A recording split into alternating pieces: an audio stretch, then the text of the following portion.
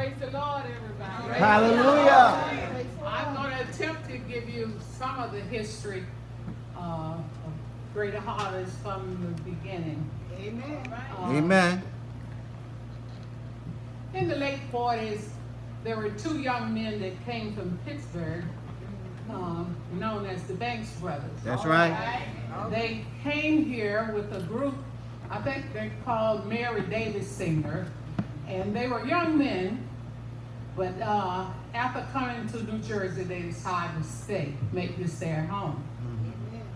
And going to back and forth singing, they went to Chicago, and there they said they heard this choir, and they had service like every fourth Sunday, and they would say the back hour choir. Mm-hmm.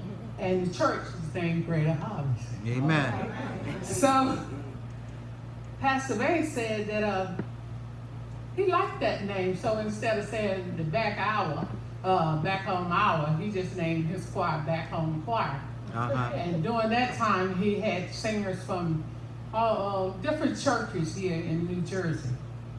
So, like he said, Dickie Mitchell heard them sing, and he called Joe Bostic, and from then on, the Back Home Choir was known.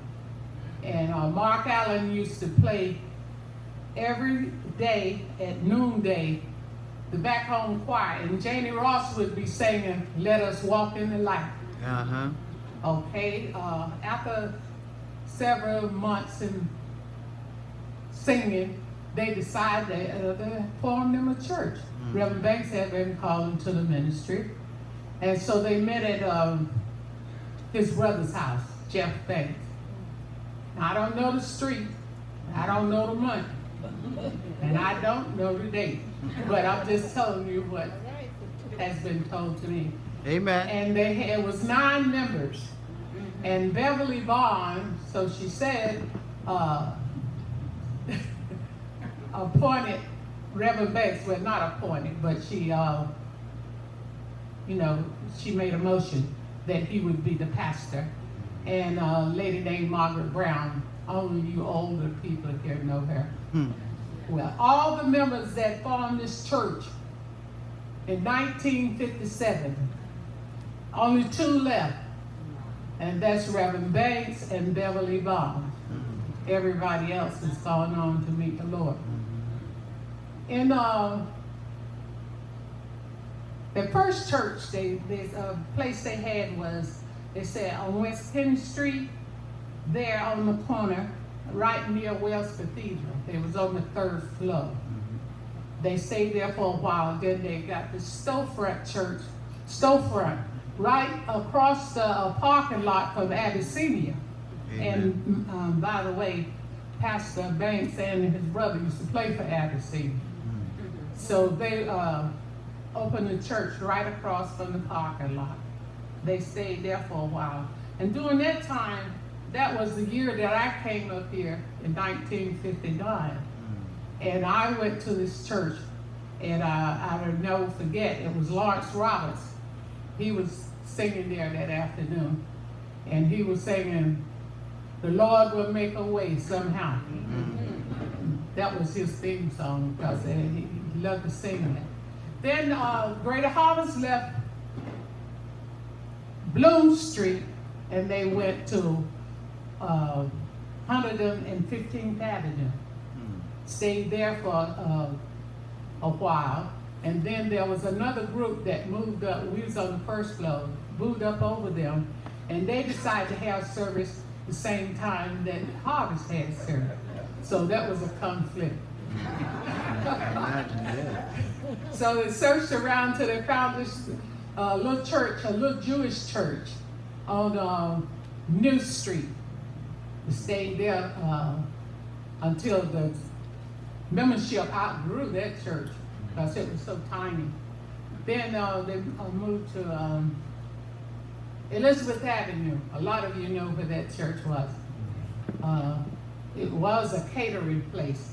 It was beautiful on the inside, had glass everywhere you looked. So you couldn't come to church and look bad Because if you looked around, you saw how you looked.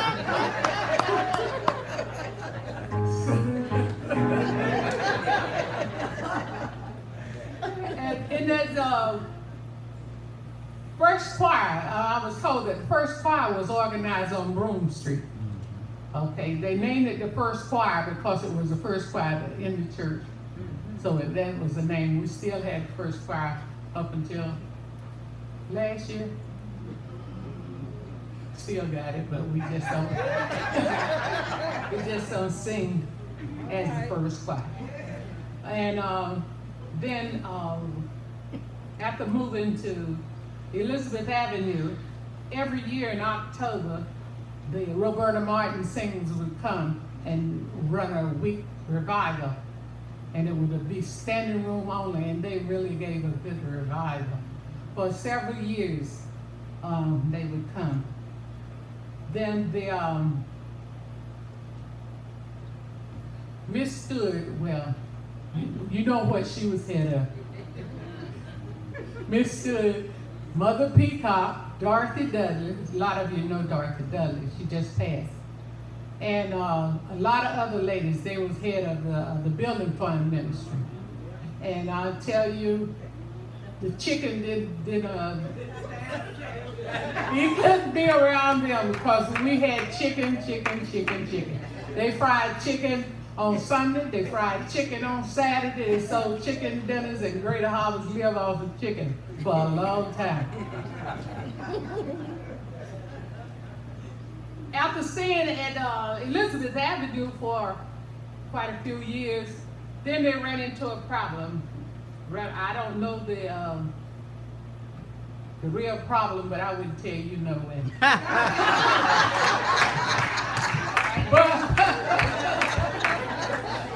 But they did run into a problem, and thus they moved here. This was a factory, 1967, and we've been here ever since. Now that's the first 10 years.